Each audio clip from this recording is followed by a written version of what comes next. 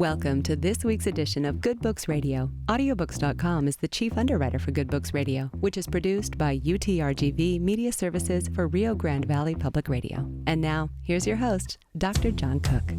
Welcome once again to another edition of Good Books Radio. I'm your host, Dr. John Cook, and with me today is Mia Tomikawa, who is the editor of a book that I would encourage everyone to read. It's a delightful read. It's called Invitation to Happiness by Ryuho Okawa. And this book comes to us in translation from IRH Press, and it's based upon what this group is calling Happy Science, which is a global movement that empowers people to find purpose and spiritual happiness. And it's a very timely thing to look at Invitation to Happiness because that's part of how people find true love. And love in action is love into action is part of what we're going to talk about today. Mia, welcome to the program. Thank you very much for having me today. I'm looking forward to talking about this because it's right up my alley, and I know that in the literature that you sent us that this transcends the boundaries of culture and religion, but I see the influences of many different spiritual paths here. I see the Tao and Buddhism and Hinduism and things like that, but y'all prefer not to have a label for this stuff. Is that right? Yes, because we believe that, happiness is universal. People all over the world are looking for happiness, and I don't think we should label happiness to be a cultural thing. Very good.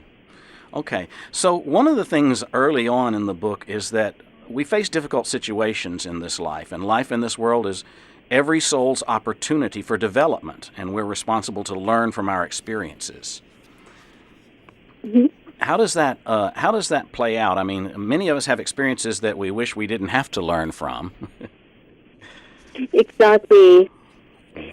Well, we believe that the author of the book believes that we were born here to grow spiritually, and just like we go to the gym to train our physical body, we are born here to train our soul. Mm-hmm.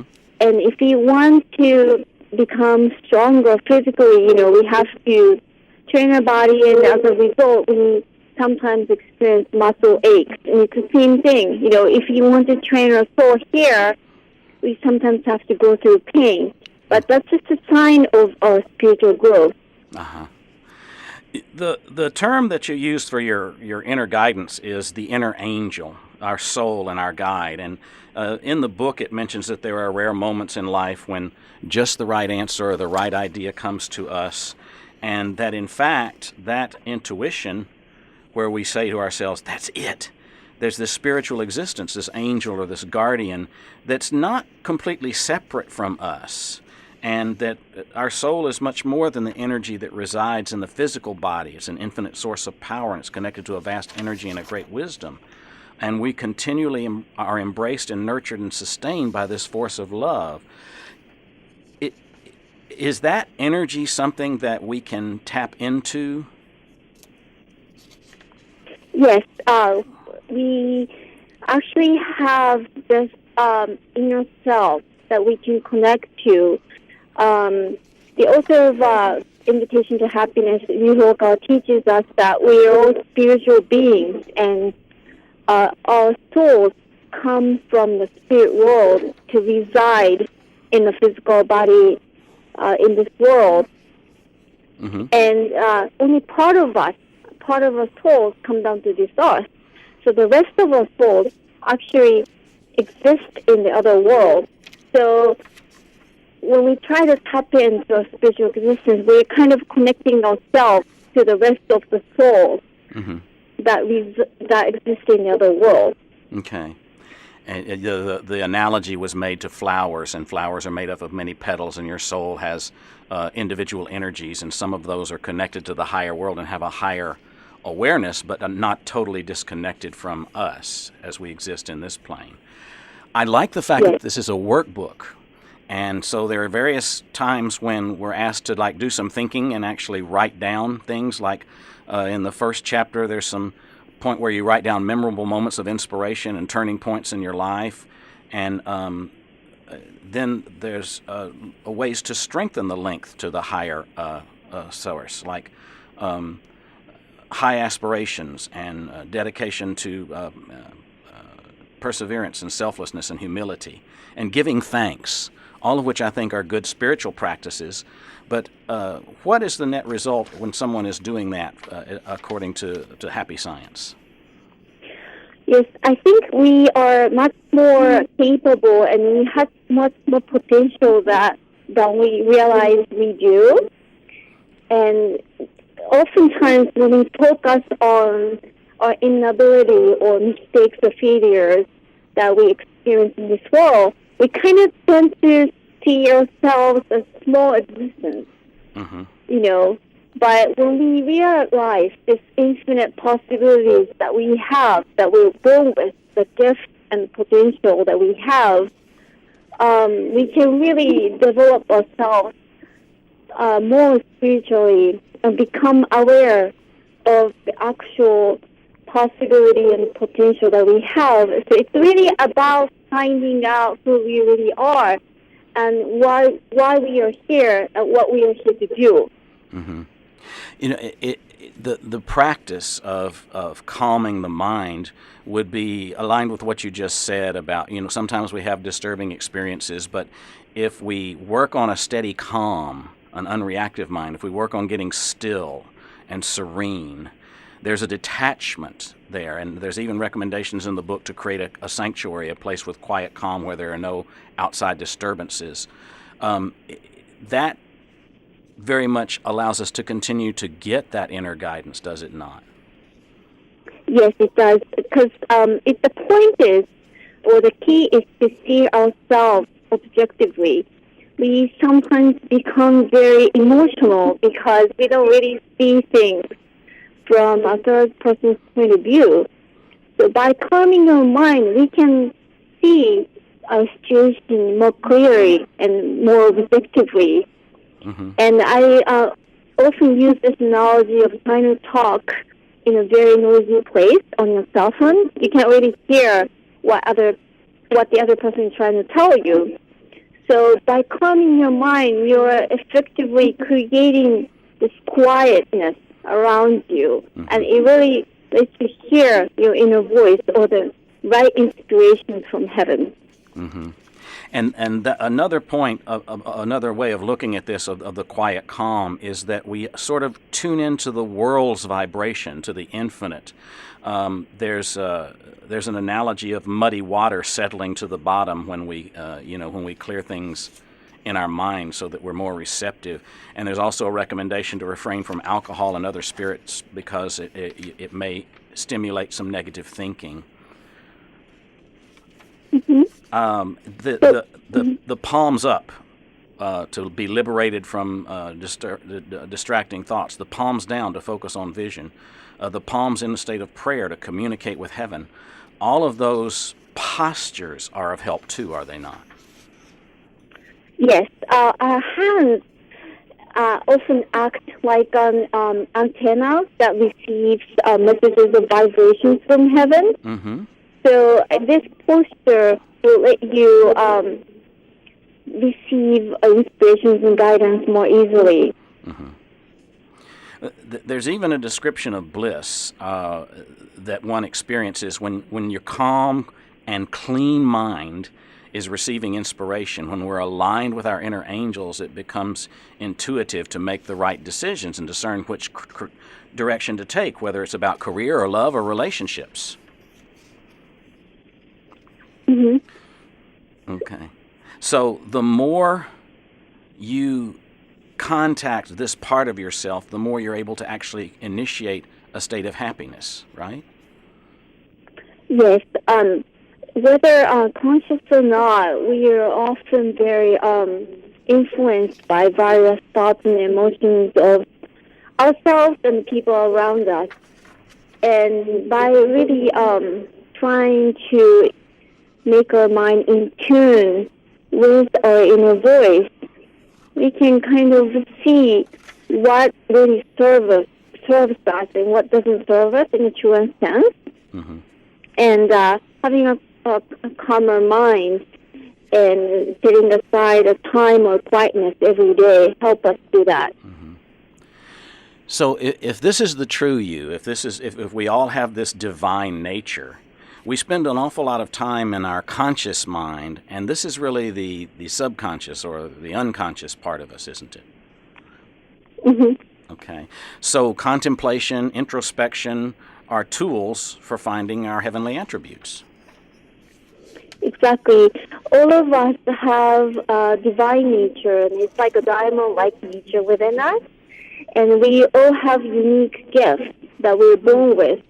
But I believe that when we compare ourselves with others and we, experience difficulties and hardships, we often neglect these unique gifts and divine nature that we're born with. Mm-hmm. So this meditation practice and reflexive meditation practice actually helps us discover these unique gifts that we're born with and discover our purpose in life. Mm-hmm. So this is something that the book recommends that we should try out. That when we are interacting with others in the world, to choose positive words, to choose love for others and ourselves. Every time we speak, we're listening to what we're saying to ourselves and sort of carving out a path in our mind for the patterns of words that reach other people's hearts. And that's going to create the ripple effects of happiness. It seems awfully difficult for the average person who's inclined to react to things to get to this state. But you're saying daily practice can get anyone there. Is that right? Yes, we don't actually take notice of the words that we speak, unless we really pay attention to them. Mm-hmm. Like, we do them unconsciously oftentimes. So I think the first step is to become aware of what we are saying every day, what kind of words we're using, Are they very positive or negative? Are you speaking words of gratitude, or are you have a tendency to blame others? I think that when you become aware of the words you speak, and this book actually helps you write down what you've said and what you've done, Mm-hmm. and it really makes you see yourself objectively. Mm-hmm. Well, let's talk about moving beyond hardships and failures and words that generate negative feelings. You mentioned gratitude a moment ago. The book addresses gratitude in a chapter. Tell us why gratitude is so important. Well, gratitude is about discovering what we have been given. Mm-hmm. I think we all have a tendency to focus on what we haven't been given or what we want from others. But when we pay attention to what we already have or what we have been given from others, it really gives us a feeling of contentment and happiness, because you realize how much you already have. Like, you don't have to look for things that you need to gain from others to make you happy. You already have everything you need to become happier. So I think gratitude is really the starting point of being happier. Mm-hmm.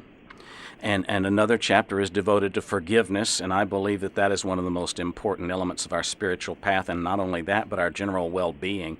Forgiveness is not for other people, it's for our own well-being, and that in turn builds better relationships. So what is the best thing in the book about forgiveness that we would want to let our listeners know about? Yes, I think the interesting perspective that this book introduces is that we can't forgive others unless we forgive ourselves. Mm-hmm. And we can't forgive ourselves because we want us to be perfect. And so we can't really forgive us for making, any mistakes or failures in life. So actually accepting us for who we are and forgiving ourselves really helps us forgive others and create better relationships with other people. Mm-hmm. So when we misunderstand others or we feel not understood, maybe we need to look at what needs forgiving, either within ourselves or in the other person. Mm-hmm. It's really often caused by misunderstanding. You're not really understanding why people said certain things or why people did certain things. So, and then and the interesting thing is we don't often understand ourselves.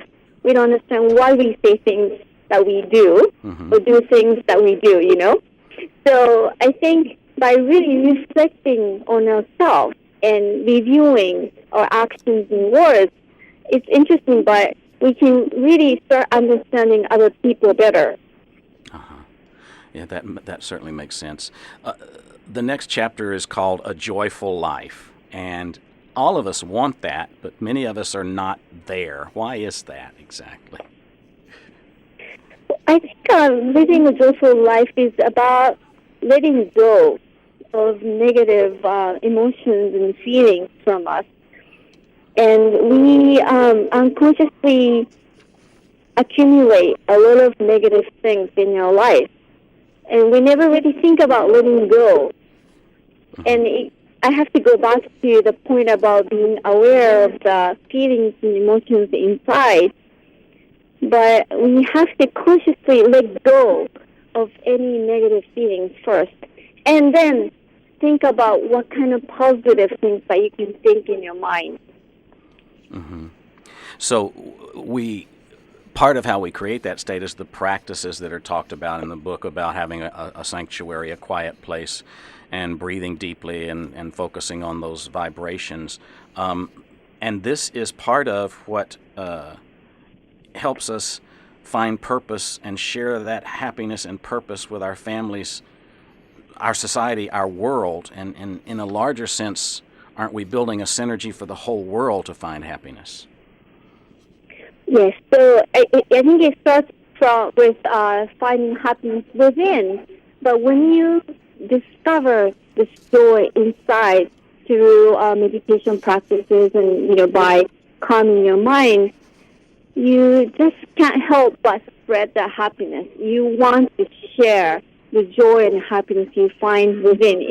I think it's only human nature that we want to spread and share the joy and happiness that we find within. I think that's a very interesting point. And I've seen it advocated in other places to start sharing acts of kindness, to extend that to colleagues, to neighbors, to loved ones, basically putting love in action. Yes. So being kind to others by speaking positive words, giving smiles, these are all actions of love, I believe. And by each of us taking this action, we can actually make this world a better place. Well, let's mention dreams and goals, because the book talks about being aware of the things that you want to accomplish in this world. And, of course, one would hope that you're guided by your inner angel in recognizing what you're here in the world to do. So if we want to improve our life in this world, it's really important that we have a specific goal and dreams that we want to achieve.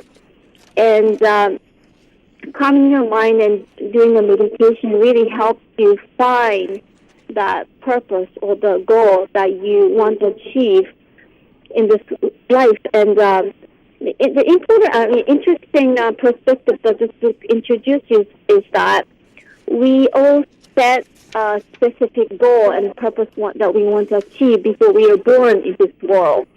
And our inner angel, our subconscious, knows what that goal is.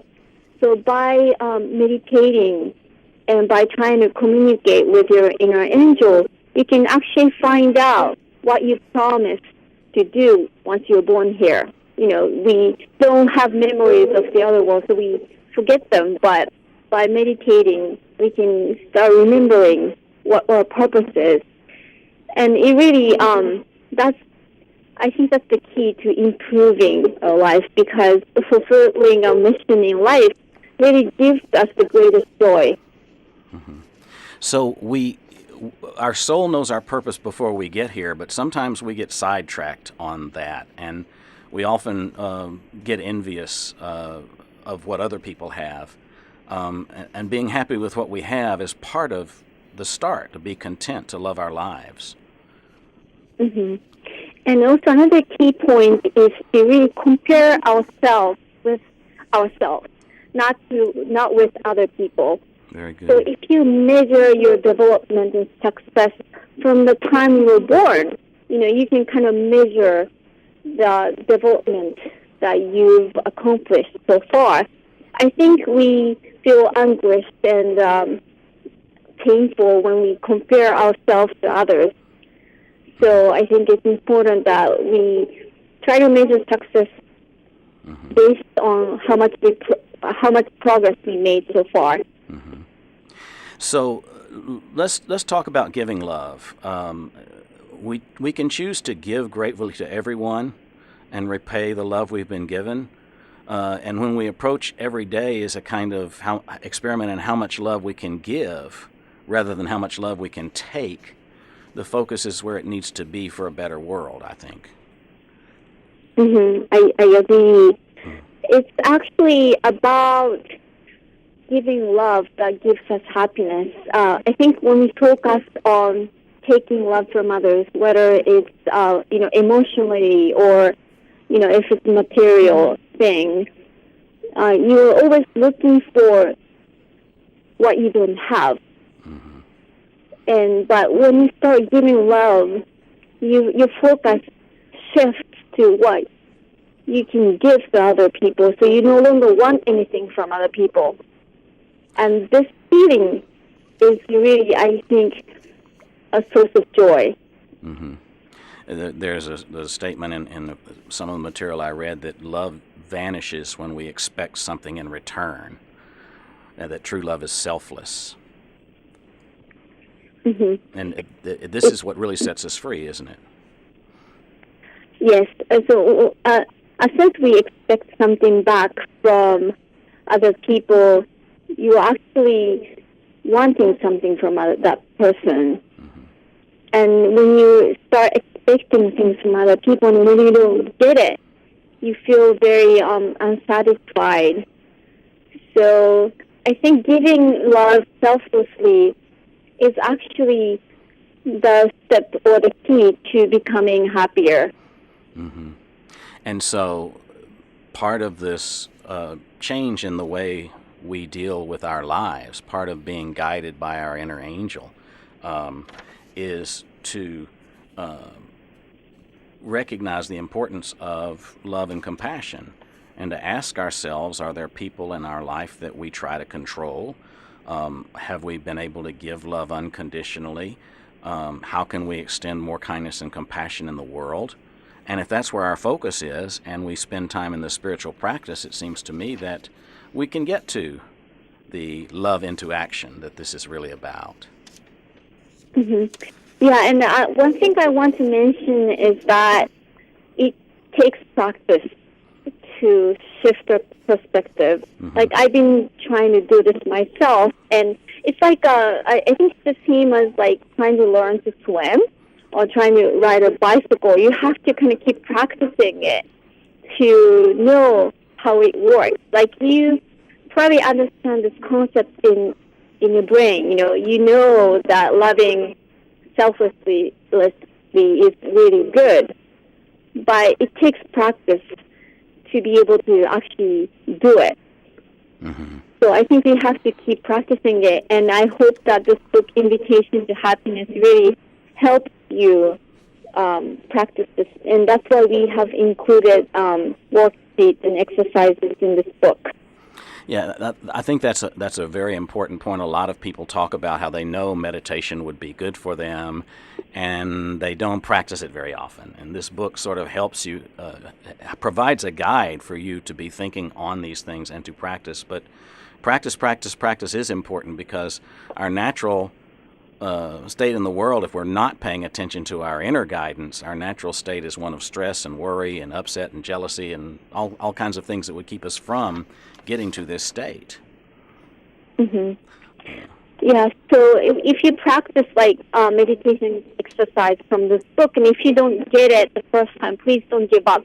Please keep trying, because you can't really expect to be able to swim in one day. You have to keep practicing it. It's the same way. And if possible, I recommend that you practice with other people. so that you can encourage each other to keep working on it. Mm-hmm. So it would be helpful to have a support group then when you're in the early stages of this, right? Others who want to practice Yes. as well. Okay. Yes. Well, some good ideas in here. A very readable book, and this is a translation. It's English translation, An Invitation to Happiness. We've been talking with Mia Tomikawa, who's the editor of Invitation to Happiness, a book by Ryuho. Sorry, I've lost my place in my notes here. Her name is Okawa. Am I right? Yes. His name is Ryuho. Okay, very good. And this book is available through IRH Press. It's part of Happy Science, which is something I think we all need to study as students of life. I remind our listeners that if you don't hear our broadcast at its regularly scheduled times, we also put our interviews on YouTube. The channel is called Good Books Radio, Strong and Cook. I'm your host, Dr. John Cook. Thanks so much for listening.